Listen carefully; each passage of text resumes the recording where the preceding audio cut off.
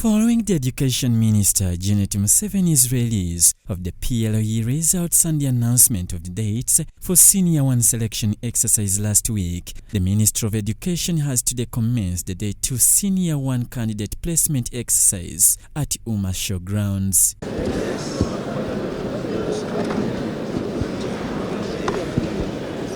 The Assistant Commissioner highlighted to what the selection exercise pertains. We have worked through UNEP to automatically generate admission lists to schools based on the school's capacity as well as performance and choice of individual learners. That as far as we know, as a ministry, you are all implementing the lower secondary curriculum. With over 4,293 secondary schools expected to participate in the exercise, some of the heads of the involved schools showed up to ensure they did the needful. Some of these noted that they decided to cut off points basing on their institution's catchment area and the overall performance of the pupils, which was not so good. Yeah, the performance is not good overall. So there are very few children who are in Division 1. See that the catchment area, the performance has not been very good. Obviously, we have increased the space at school. But again, we also decided to give chance to, students who never scored up to 14. That's why we stopped at 15.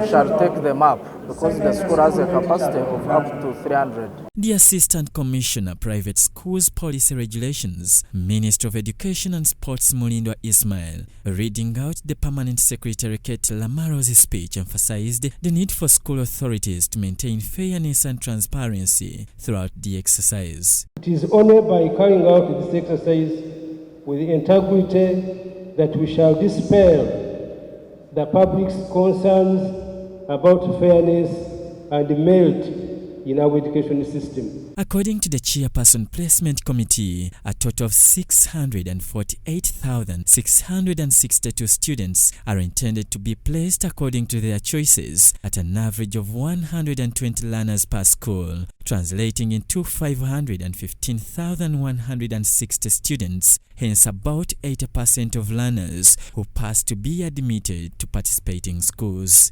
Mulindwa noted government's intention to boost ICT integration in schools across the country, saying government is to give ICT devices to about 1,000 secondary schools. We still have a gap to cover, but the ministry is doing whatever is possible to make sure you get these computers so that we can improve on our ICT for both academic and management reasons. Some of the head teachers of participating schools, however, expressed some of the challenges they are facing despite the expectation to execute this demanding duty. Teacher-student ratio is still high, and yet we have to implement a competence-based curriculum, a new curriculum. It needs a lot of time. And a couple of them.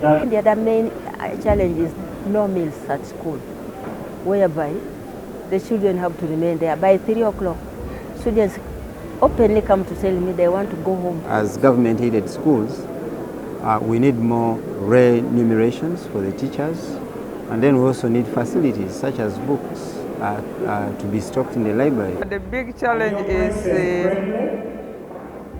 the students don't have meals at school. So that one affects the afternoon lessons and their concentration.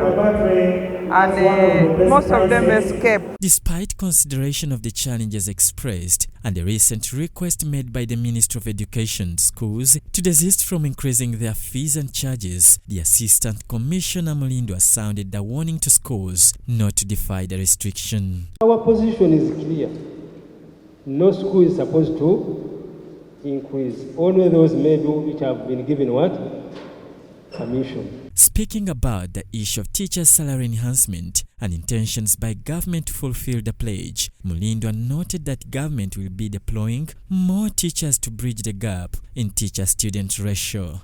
And this, of course, impacted on the planned massive transfer of teachers Because we have to deploy the 1,900, then we had to stay the massive transfer of teachers.